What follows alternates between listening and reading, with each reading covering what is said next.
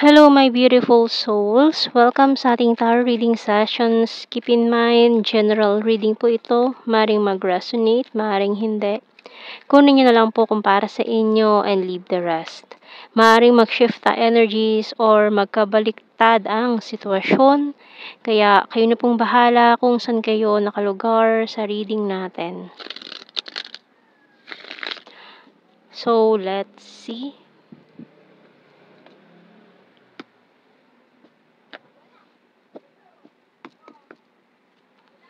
Ace of Wands. The Five of Cups. Seven of Swords. Oh.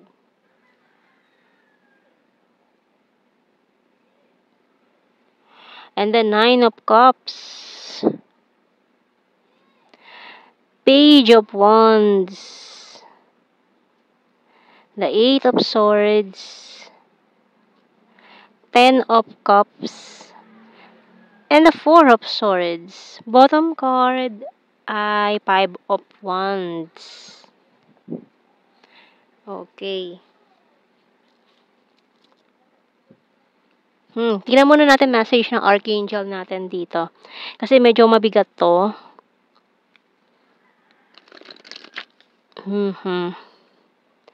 So, kasi itong taong ito, maaaring ex mo siya, pwedeng asawa mo to, or may anak kayo, or nag-live-in kayo before, na hindi mo pa rin napapatawad to kasi dahil sa mga ginawa niya sa'yo. Matindi yung iniyak mo sa taong ito. Dahil sa panloloko niya, mga ganyang ginawa niya. All is well, by Archangel Jeremiah. Everything is happening exactly as it's supposed to. With hidden blessings, you will soon understand. So, ayan, mabalang araw daw is malalaman mo, mauunawaan mo, bakit nangyari itong mga to? Bakit sinaktan ka ng ganito, nitong taong ito? Na ngayon humihingi ng tawad. Gusto niya humingi ng tawad sa'yo. Kasi, ayan, parang sinasabi niya nito, feeling niya, kailangan niya humingi ng tawad sa'yo. Dahil, parang nakakarma siya or may mga nangyayari sa kanya na hindi maganda.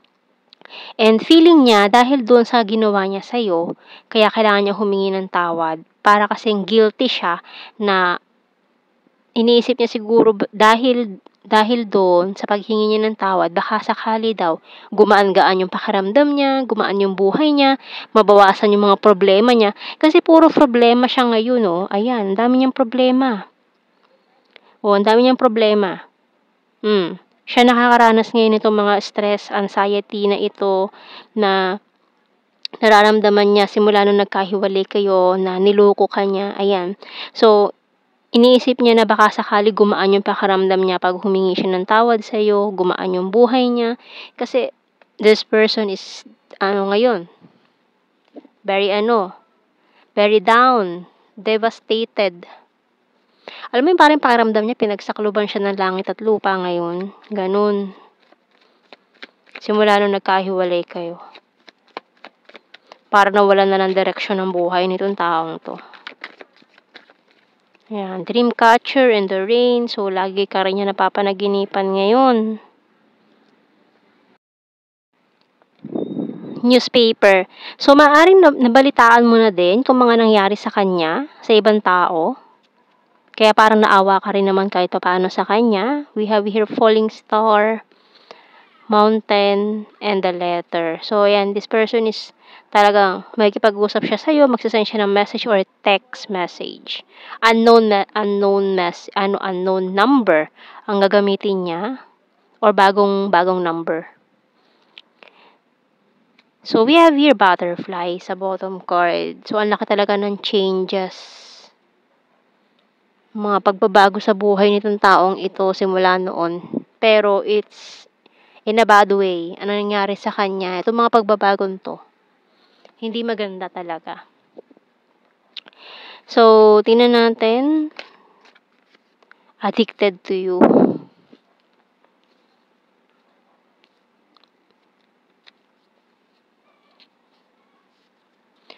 Ayan.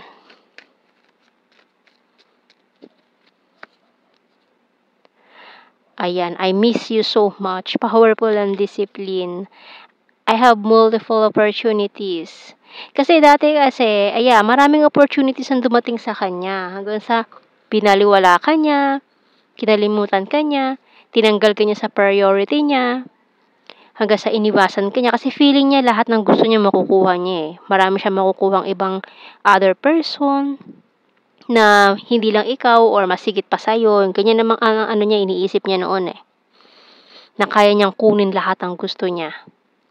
Na hindi kawalan sa buhay niya etong meron siya noon. Kasi ang ano niya, hinahangad niya is mas higit pa doon sa kung anong meron siya. Pero ang ibinigay sa kanya ngayon, ayan, binawi lahat sa kanya yung kung ano yung meron siya noon. Dahil naghahangad siya ng mas higit pa, binaliwala niya yung mga tao na pinagkaloob sa kanya. Ang laki ng bagsak, ang laki ng kawalan. Moving forward, I'm a liar. Ayan o, the struggle is real. Nag-i-struggle siya ngayon and I want solid foundations. You're so sexy, bottom card. Yan, para siya naliligaw na tupa. Naliligaw sa kawalan. I wonder if you're happy without me. You speak to me through music. I knew exactly what I was doing. I hid who I really am from you. Just being near you is intoxicating. Para kasi sinabi niya rito na sasakal daw siya sa'yo noon eh. Ayan.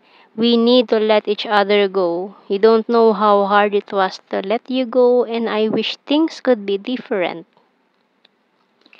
I want to feel that way again. Di ba? So, ngayon, tsaka siya, nagsisisi sa mga nagawa niyang kasalanan.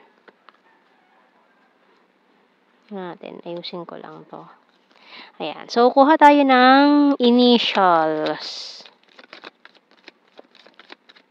K, X, N, H, O. Letter E, C, T, D, G, Q. Ayan. M ang bottom chord. So, let's see sa ating blue card. So, we have here acceptance. So, parang gusto na tanggapin mo pa ulit siya. Tatanggapin mo pa ba? So, we have here commitment. And understanding. So, kailangan daw niya ng matinding pag-unawa ng acceptance. Kasi, ayan, commitment talaga ang nitong taong to. Ayan, gusto niya ulit mag-commit sa'yo eh. Okay, so tingnan natin. General signs and messages. High expectations. Kasi dati ito siya eh, napaka-high ng expectations niya. So, naghangad pa siya ng mas higit pa sa kung ano yung meron siya. Na pati yung family niya, give up niya, kung may anak kayo, pinabayaan niya, ayan. So, naghangad pa siya na, naging siya eh, makasarili siya eh. Ayan. Masyadong mataas ang ambisyon na naging na siya, naging sakim. Ayan. Nakarma na to. High expectations, October, overthinker. Number 6, long distance. January, divine feminine, caring, flower farm, neighbor. Very loyal, national capital region, sarcastic, athletic. Chaser, weird, earth sign, Taurus, Virgo, Capricorn, present lover, birthmark, very lucky, divine masculine, gorgeous, animal lover, air sign, Gemini, Libra, Aquarius, June, Libra, Luzon, 7, future lover, past person, flower, perfect smile, South PH, kind-hearted, funny, and soulmate.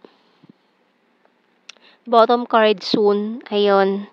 So, yan ang ating reading. Thank you for watching. Take care and God bless. See you in our next reading, guys. Bye-bye.